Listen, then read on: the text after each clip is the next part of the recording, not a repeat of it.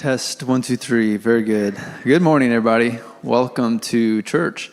I think we have more visitors than we do members.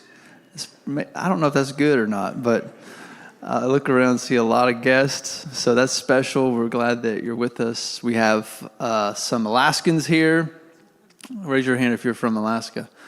All of these folks and some Pennsylvanians. Where did the Pennsylvanians go? There they are. Y'all aren't from Pennsylvania, but you're associated with Pennsylvanians. I saw the New Brighton, PA, underneath Jesse's name yesterday on the screen. I was real proud. So I know y'all are proud.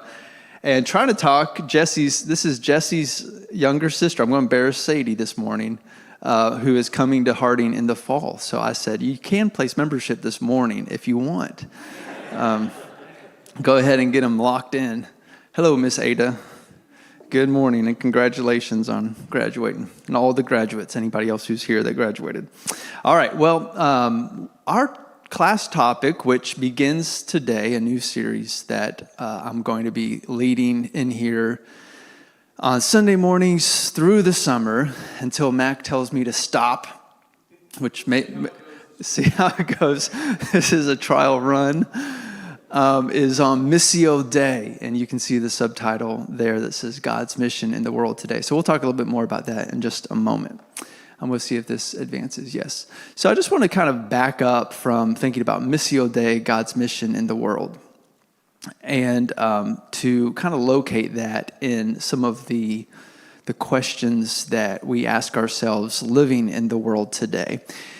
Does anyone ever have the experience of maybe waking up in the morning or looking out your front door or turning on the news and thinking, what is going on? You ever feel that? You ever feel like everything is kind of just chaotic? Everything is... Now, we're Christian people, so I know confessionally we know better. And we know our Bibles, and we know the gospel, and we know God. And so confessionally, what I mean by that is, if you asked us, on the test, what is the point of it all, and what's happening in the world, and all of this, on the test, we'd get it right. We're confessional people. We would say something like, well, God's in charge, and God is running the show, and all things are working toward their proper conclusion, or one day God will intervene, and Jesus will return, and he'll put all things back the way that they were supposed to be. Make all things new from the end of Revelation. So on paper, we would get that right. We would get the question on the test right. However, I think sometimes in our hearts, if we're honest with ourselves, we can doubt. Is that true for anybody or just for me? Just for the preacher. That's not good either. If it's just me, so... Mac, pull the plug on this at any time. You look and you think, maybe it is all meaningless. Or we hear that messaging, right, from others who aren't Christians. And at times it's a little bit persuasive. It kind of does make sense that there's a lot of randomness, that maybe this life is all that there is. And sometimes it seems like that. What is God doing? So we ask questions like this about the world. Where are things heading? Like, where are things heading? And does anyone encouraged by this? Like, if things just keep going the way they're going, that, we're headed in a good direction. Overall, it's just, blue skies and smooth seas, and we're going to be okay if we just kind of keep going. Anybody feel that way? I don't really feel that way very often. What will the world be like in 5 years? That one doesn't, none of us knows what's going to happen tomorrow, of course, but 5 years, okay. But 50 years, 100 years, probably, maybe we don't care about 500 years as much, but you think, what will the world be like in 500 years? But in 100 years, that'll be the world of my grandchildren, Lord willing, if I have grandchildren, great-grandchildren. It does matter, and it's kind of a frightening prospect to think about, where's the world heading? So we ask these questions about the world. And there was a time when I think there was like a belief, maybe it was in the 1800s or the 1900s, where we really thought we were progressing. Have y'all heard the myth of progress here? Things are getting better. And with technology and science, boy, think of all the things that we can do now. We have antibiotics that, that was a huge invention. That saved so many lives and makes the quality of our lives so much better. I think, well, we're just going to keep progressing and progressing. And then, the 20th century happened, and the Great War, and then you had World War II, you had Holocaust, multiple Holocaust genocides in the 20th century. And then the atomic bombs on Hiroshima, Nagasaki, and millions of people being killed. And all of a sudden we thought, well, all of these great things that science and technology brings with it, also maybe there's like a shadow side of all of this. And then you think, like, even just kind of anecdotally on a communal level, our society, does anyone else kind of feel like, it kind of seems like our society has some issues today. Like there's some, I don't want to say a diseased society, but there's things you look around, indicators that you think, the homes are falling apart, families are falling apart, and just not looking, just chipper or great on all fronts. So this myth of, I think, progress is being, eroded or just turned on its head. So where are things going? We ask questions like this. Okay, here's a more theological question, a set of questions that we ask is, well, what is God doing then? God is God, and he's over all of this, and the confessional answers on the tests are God's in charge, and he's sovereign, and his providence, and all of this, and we believe this, and all things work together for good for those who love the Lord, and then we look out our front door, and they don't seem to match. So we ask, what is God doing? I mean, is God doing something, or are we just waiting on Christ to return and fix everything? Is God doing something like today? Is he doing something in this moment? And if he is, what is that? Why does it seem like God is so uninvolved? I didn't finish that's interesting. I didn't finish that last question. Why does it seem like, does anyone else know what I was going to say there? Yeah, it just drops out. Why does it? No, the answer is, the rest of the line was something like, why does it seem like God is sometimes not that good at being God? I don't mean that to be sacrilegious or blasphemous, but like a lot of bad happens in the world all the time.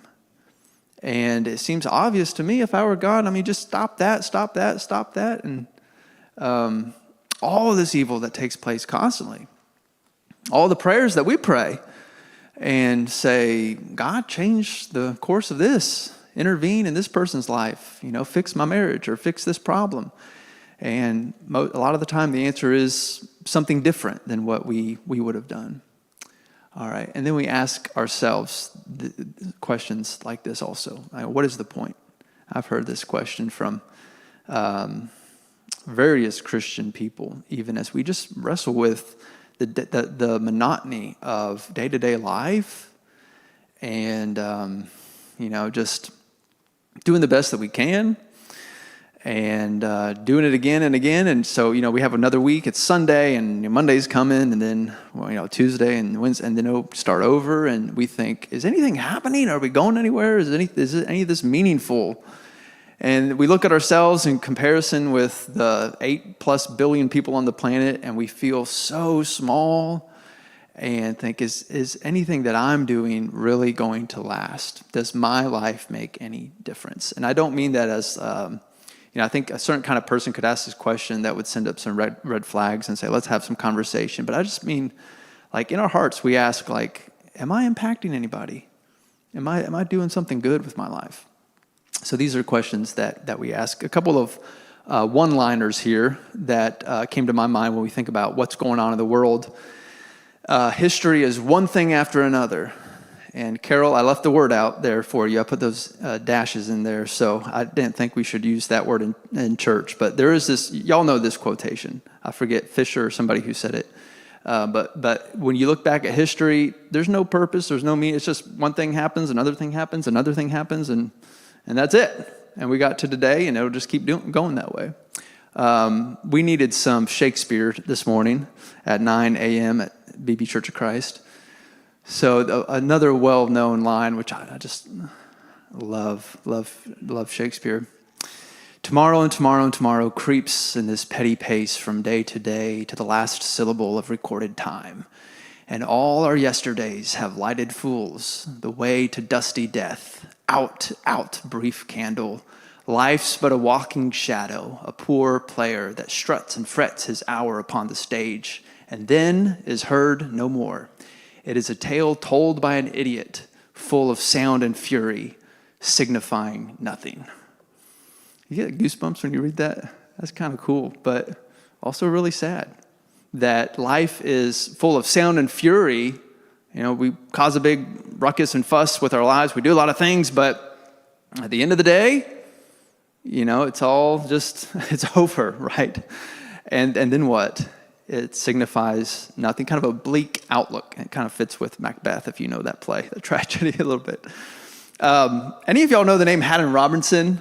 It's a great little preacher anecdote that I love. He tells us he's a preacher, he's a Christian, so it's less despairing and more just sobering for us when we think about our deaths and that hour of our lives.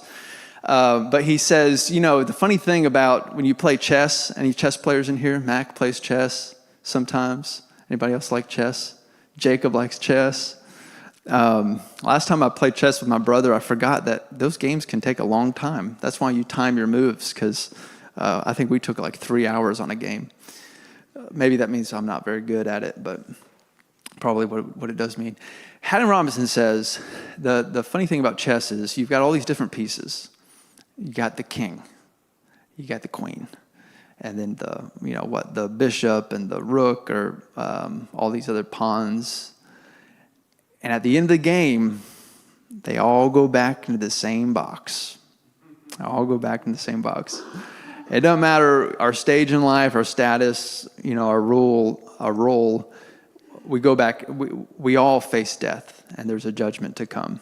So that's maybe just a more sobering reminder of time does run out, and then what? All right. So I want to give some images here. I'm setting the stage here for the Missio Day. So we're getting to this, and this is the intro lesson to the whole series. But I want to give some images of ways that we see the world. 2 different images, that ways we can see the world kind of apart from God. The first is as a jungle. We can see the world as jungle. And jungle is kind of a cool place, right? I grew up watching Jungle Book, and jungles were places of like adventure and animals and monkeys and tigers, and that seemed really cool to me. And then I went to Belize, and they have like jungle there, and it wasn't as like glamorous as watching Disney movies in my living room. It's hot. And man, there's mosquitoes. You walk into the jungle, and you walk in for 30 minutes. You walk out, and you've got like 50 new mosquito bites all over you. You're just constantly swatting these things, and but it's hot, it's stuffy. You can see in this picture, it's dark. I love the television series Planet Earth. Any of y'all like those kinds of things? National Geographic, Planet Earth. I love those shows. They're so cool. I've always liked National Geographic. Those kind of you get to see the world, and I watch those, and I'm really moved when I watch those shows to worship. I don't know if you are as well, but I just think the world is so beautiful and God is so big. But I remember the jungle episode of the rainforest episode of that series. And how, all of these plants, I mean, I think they said in that show, like insects and animals and plants that haven't even been discovered yet, like identified and classified. There's so many species of things that just we don't know about yet, or scientists haven't really discovered. And all of this all packed together in the same place and all struggling for life. And so one just illustration of that is the way that some of these plants and vines and things will kind of climb up a tree to get above the canopy, to get to the light where they can get light and that kind of nutrients that they need. But they'll climb the tree, and maybe even in some ways, some plants would like strangle the tree to get to the light that they need. And you think of this, the world is jungle. If that's all that the world is, then life is about survival. You ever feel that way? Life is about survival, and the powerful survive. Those who have get more. Those who have not are kind of squashed to the bottom and pushed aside by society and by those powerful elites. And everyone's just kind of climbing on top of each other to get to above the canopy, to get to the light, to survive, to get enough to live for today, get through today. And it's about life or death, literally. And I mean, we don't necessarily experience that kind of in a physical way, probably. But that kind of mentality of, you look out at society, you look out at the world, and it's dark and dangerous and threatening, and our job is to maybe, what we can do is overcome those things, right? By power, by force. So, if the world is that, then here's what our posture becomes as Christians. This is supposed to be a picture of a bunker. I'm not really sure exactly what it is. It may be a train station or something, but a bunker. And maybe that's just, if the world is this dark and threatening survival of the fittest kind of place, then our posture as people becomes bunker. And we think, well, we have to survive. We have to hide, and we have to gather resources. And I think of how this happens with even with good intentions of protecting not just ourselves, but protecting our families. We're wired to do that, to protect and provide for our little clans. And so we kind of just say the darkness out there is so great and the evil out in the world is so bad that all I can do in my life and in this world is to protect my own. And so 99.9% of my focus and my resources are going to go to just taking care of my kids and my family, my house, right? And I'm going to just pour all of it in there and try to survive in this very dark world. All right, so that's one image. Here's another image. This is an opposite of sorts image. The world is either jungle or it's supermarket. The world as supermarket. Yeah, I think Leo, I think I'd rather take the jungle than to spend a day in the store. I love online shopping because I don't have to drive and I don't have to go to a store. The world is supermarket. Okay, so the world is not this necessarily dangerous, evil place that we're worried about as much as it is kind of like a playground. Like the world is one big shelf of commodities, and we as people we enjoy those things. Like we just go purchase and consume whatever we want, and that's what life is about. That we get to, have things and enjoy pleasures and enjoy our technologies and our gadgets and all of this and accumulate these things.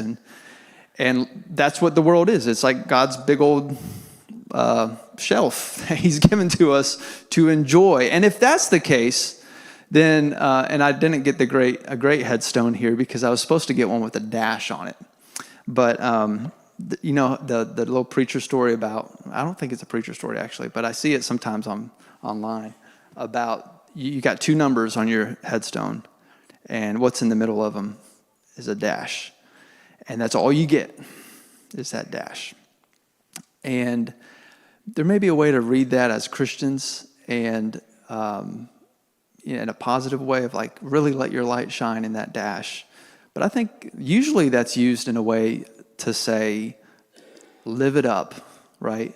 Live your story. This is all that you have. You have maybe 40, 60, 80 years on this earth. And so enjoy it, live it to the max, do whatever you want, go get whatever you want, consume whatever you want.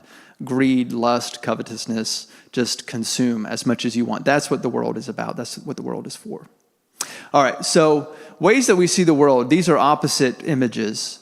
One is jungle. If the world is this jungle of evil and threat out there, then our response to that is either to hunker down and withdraw, or it's you kind of have this posture of domination, right? The way that we engage with the world is we dominate. We're aggressive. We defend ourselves. You even see this, and not to get too political here, that's Max Sandlin's job.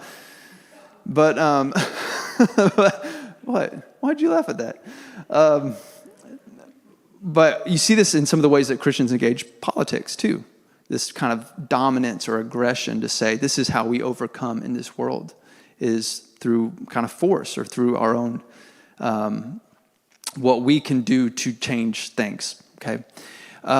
Supermarket, on the other hand, if the world is this supermarket that we see as just things that God put there for us to have and enjoy our lives, and it's just about us, kind of hedonistic, pleasure-seeking day-to-day existence of what feels right, what do I enjoy, and so live for that, then really my posture becomes about lust, my own pleasures, becomes about greed, consumption. So the question then is, these are kind of opposite pictures of what the world is. That kind of fit with what the world says the world is. And the question then is there another way of seeing things? I thought of this quotation from C.S. Lewis in Mere Christianity. He says, enemy-occupied territory is what the world is. Christianity is the story of how the rightful king has landed, you might say landed in disguise, and is calling us to take part in a great campaign of sabotage. And that gets into the mission of God. Yes, there's enemy-occupied territory, but we can't forget whose territory it is in the first place, and that God has come to initiate his redemption of all things. And we as Christians are to take part in that sabotage. All right, so our response then is not to dominate violence. It's not aggression. It's not just consumption either. It's either I'm going to either overpower the problems in my life, or I'm just going to kind of wed myself to them and enjoy it while I can. But there's this other way of love, right? That's neither lust and greed or domination, but it's love, it's courage, it's beauty. And so I think of the line in the Sermon on the Mount when Jesus says to the church, "You're a city on a hill." I mean, that's so different than those pictures of the bunker. It's so different from the dash on the headstone of, live it up while you can. You're a city on a hill in a dark and scary world. And your purpose is to do good deeds so that God is glorified. All right, I just spoke for a long time, so let me pause and just see comments and reflections on any of that I just shared. It'd be nice to have a little input here, so I'm not monologuing. I guess the semester's over, so I can't call on Laura. Laura always has such brilliant things to say. David, can I give you the mic so people can hear you online? Well, I feel like that the grocery store is a good place to witness about God. Yeah, absolutely. Yes, I mean we can. Yeah, people that live in that mentality of life for themselves, right? We have another truth to offer that life is better to give than to receive, right? It's better to serve. Even the Son of Man came not to be served, but to serve, right? Not to just enjoy the supermarket, but to serve others, right? Yeah. Anyone else? Yeah, Kathy. In the back. Well, how are people going to hear you? You can hear me. I talk loud. My grandma told me the dash on the gravestones meant the best is yet to come. So I never heard yours because she brought me up that that's what it meant as a Christian. It Well, was an offer. That's right. For the better. We almost need a ... huh? No, don't say it's mine. I'm just repeating it. I disagree with it, but Mac, did you have something? I'm just ready for you to talk about this city on a hill. You've thrown me into an existential crisis over here this morning. Putting this really terrifying things like what will the world be like in 100 years on the screen. But I was thinking about how the jungle's kind of scary and all that, but the supermarket, like, just kind of gross, sterile, the fluorescent lights fake and all that. But the difference, the Lewis quote that was inspiring is, oh, look, we've got some work to do. You know, if you're a saboteur in the midst of enemy-occupied territory, you know your goal is not to, like, defeat the enemy. You can't do that. But you're making it a little harder for them while you wait for the cavalry to arrive. And so Jenny sat down and you had all those, what is this, you know, what does it all mean? And I said, oh, he's scaring me. And she said, is the whole class going to be about this? I said, I think he's going to make a turn to hope in a minute. Yeah, and that's week 15 is the turn to hope. So, sorry, Jenny. Well, there's two pieces. My wife brought up Habakkuk. Why are bad things happening to good people and good things happening to bad people? But then that made my mind go to the prodigal son and the older brother. The older brother, why are you having a party for him? And the father said, in Jesus' parable, you've been with me all the time. So I think it's like you said, we need to go to the supermarket and we need to tell people how good it is in the Father's house. So That's good. That's good. Yeah, let me pass this down to you. I think both of these points are really good. I think one thing that we're missing is the lukewarm, the Christian who is not super strong, and the person who, just kind of goes through the motions and goes through life. And I feel like I might be in that place right now where I just don't have the energy, but there's that middle ground where you're like, you're not aggressive, you're not dominating, but you're not on the other side either. It's that lukewarm Christian. That's good. I fear not, for the Lord is with me. Mm-hmm. Good. I fear not, for the Lord is with me. Mm-hmm. He's always with me. Yeah. He will protect me and will give me the strength to endure. Yeah, amen. Even in the valley of the shadow of death. Yeah, thank you, Steve. Yeah, that and your comment made me think of like, what's the word that was in my mind?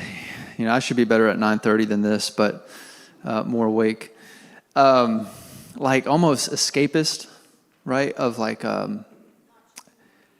not choosing one, but also like I think sometimes our posture as Christians can be. It's almost like this world doesn't matter and our lives don't matter. Like we're in Christ and we're just kind of waiting for heaven. And so we're just kind of phoning it in, just escaping from anything and just trying to enjoy life a little bit and be decent people, but not truly engaging in what is God doing in the world. Yeah. Book of Ecclesiastes pretty well addresses all of this. I thought you'd bring in Ecclesiastes. I mentioned that last Sunday. Cliff wasn't here. Cliff's been wanting me to preach on Ecclesiastes. So what about Ecclesiastes, if you don't mind me?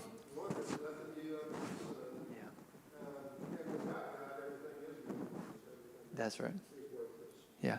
Yeah, if there is no God, then, hey, either the jungle or the supermarket, those are some good options for you. But if there is no God, but if there is a God, and I like to think that we actually believe that there is a God, and not just with our heads, right? Not just confessionally, but really, truly, that we know in our hearts there's a God, and that God is in control, that God is doing something, and we're waiting on Him to intervene more and more.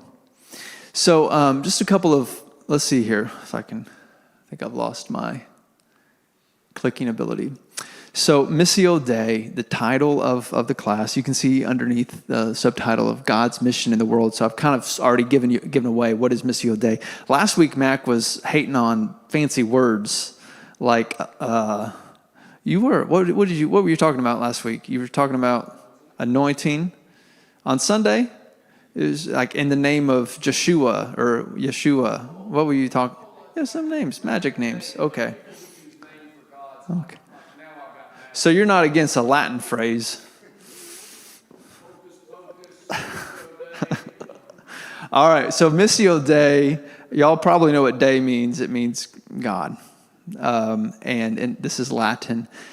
And Missio, it does, of course, mean mission. And a mission of God is how this gets translated. But what's interesting about Missio is that Missio actually means sending. So Missio can be translated as mission, but really mission is ascending. And you think about that for a moment. This summer, we will go to Belize, Lord willing. A group of us is going to Belize on a mission trip. And we believe that we are not just kind of going on a trip or on a vacation, that we kind of we buy the tickets and we go and we try to have a good time and whatever. But we believe in some way that we are sent to go take part in God's mission in Belize. Now, who sends us? God is the right answer, right? Backing that up a little bit, the church sends us. I mean, Danny and Paulie, Danny's one of our elders and has led this for many years. But the church, whether y'all all go on this trip or not, the church really sends us in their, we support this trip financially, support this trip in our prayers, in our thoughts, in our encouragement, in all of these ways. The church sends this group to go be ambassadors for this church in that place and support that congregation. And of course, you could back up some Adas, right? That God sends, right? God is the one who sends. It's not just us that are doing the sending, but God himself sends on this mission. So I want to go to John 17. It'd be good in Bible class to look at the Bible. So John 17, y'all didn't laugh, so either that wasn't funny or some of y'all thinking, yeah, that's right. You need to look at the Bible. Speaking of Latin expressions, the locus classicus, Mac, of the mission of God in Scripture, locus classicus, the classic text, the kind of locus classicus would be like when you think of a doctrine, like the go-to passage where it really comes from. You can have other passages that support this, and that's what we'll be looking at in the coming weeks. But when you think of the Missio Dei, the sending of God, John 17 is really the place to go. And so if you look at verse 14, let me see if I can find it here. Verse 14, this is the high priestly prayer. We know this is toward the end of Jesus' ministry. This is after the Last Supper. This is just before he's going to be arrested and all of that after his arrest. And so he's praying. He's praying for his disciples. He's praying for what's next after his death and ascension, and praying for his disciples. And so he's saying, I think this not only applies, maybe some debate here, traditionally in churches of Christ, what things apply to, just the apostles that are there in the first century, what things apply to us in the church later. I think a lot of this applies to us as well. He says in verse 14, John 17, verse 14, I have given them, these disciples, your word. The world has hated them because they are not of the world. Anyone today feel hated by the world as a Christian? Maybe not actively persecuted by, physically or whatever. Maybe so. Maybe financially or whatever, because of your faith, because of our faith. But the world hates us. They don't understand it. I mean, we don't live in the jungle. We don't live in the supermarket. And we have a different belief and way of life. And so that's not understood, and that's not comprehended, and that's hated. The world's hated them because they're not of the world, just as I'm not of the world. Jesus says, I'm not of the world. They're not of the world. I do not ask that you take them out of the world. Now that's interesting. That goes back to the escapist comment. I don't ask that you just take them out of the world. Why don't we just, Scotty, beam me up, ready to go, right? Get out of here. If we're saved, then what are we doing here still? Just let's go. As soon as we're saved, let's go. He says, I'm not asking for that. I don't ask that you take them out of the world, but that you keep them from the evil one. Keep them from the evil one in the world. They are not of the world, just as I'm not of the world. Sanctify them in the truth. Your word is truth. As you sent me into the world, so I have sent them into the world, and for their sake I consecrate myself, that they also may be sanctified in truth. So verse 18, right, is what it comes down to. Verse 18, as you sent me into the world, so I have sent them into the world. Now, John 17 is written in Greek. When it's translated into Latin, that's where we would get the missio here. But this idea of sending, this is the mission of God. Did you know that Jesus was sent into the world? Jesus did not just decide or, need a vacation or something like that, but he was sent. And who sent Jesus? God, the Father, God, the Spirit, sent Jesus into the world. And then, the second side of that sentence, do you see the so I have sent? I have been sent, and so I am sending. And this is the Missio Dei, the mission of God. Jesus was sent. Jesus was Missio. And the disciples, the church, is then Missio. It's sent. We do not just exist. I think that's sometimes what we get into ruts and just think we're doing church, or we just kind of go through the motions and kind of exist. I'm going to kind of say that in my sermon, by the way, so I will talk out of both sides of my mouth this morning. It's the danger of doing Bible class and the sermon, Mac, because you can actually disagree with yourself, and then people are like, what are you trying to say, Matt? But we don't just exist. The church is sent by God. That's a different way of seeing ourselves, isn't it? If you're sent with a purpose. You're sent with a mission, with something to do, something to accomplish. You're not just say, well, hang out here for a little while and then I'll be back to get you in about 80 years. You are sent. Jesus was sent. Did that sense of sentness show up in his life, you think? And how he lived his life and his ministry and what he did? And does it show up in ours? So I forget who said this, but it's, we could quibble over whether this is true or not, but it is provocative at least. And so, don't get in the way of a good story, with the facts, right, Mickey? So a good line, a provocative line. It says, God doesn't have a mission for his church as much as he has a church for his mission. And what do you think about that? The problem with the first one is a mission for the church is like God, is as if God was kind of sitting around thinking, oh man, I got all these people now. What are they going to do? And wow, there's, I'm not really sure. I didn't think, they're saved. And they could, if they just sit around, they're going to get mad at each other, right? They need to have something to do so they stay happy and they don't start, just staring into each other's eyes and realizing they don't like each other very much. So let me give them something to do. Think of some mission for them. Now, it wasn't that God has a mission for the church. He has a church for his mission.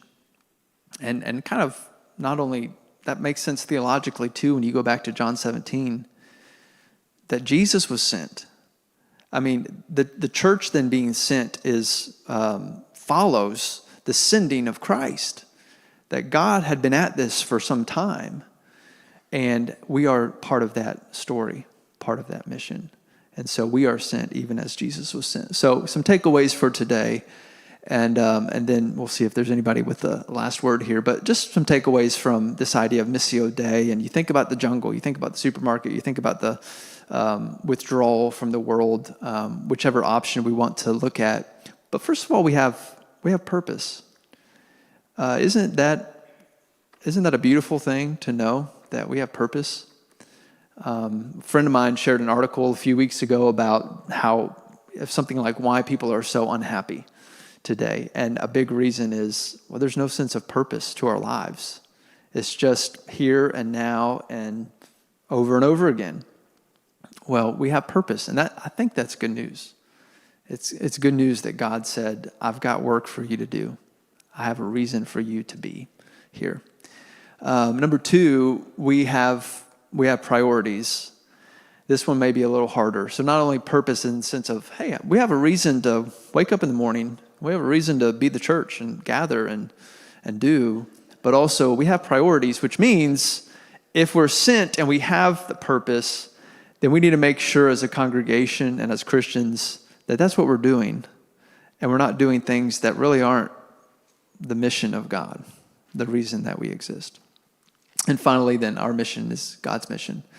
That it's not to us to decide who we will be or what we will do, as much as it is for us to respond to God's mission, to say, what is God doing in the world? What is God doing in my life, in this community? And how do we take part in that?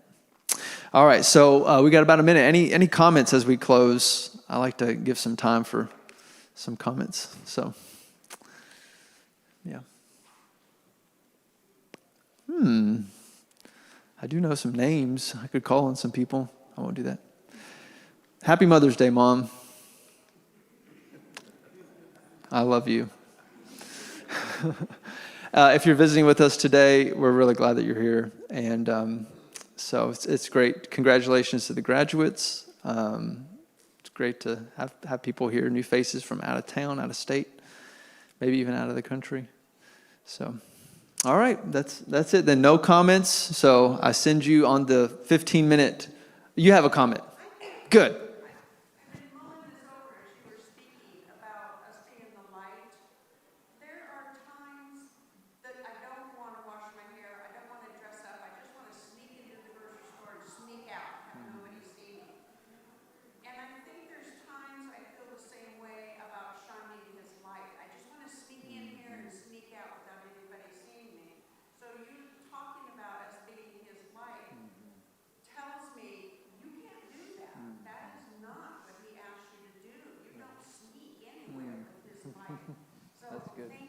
Yeah, thank you.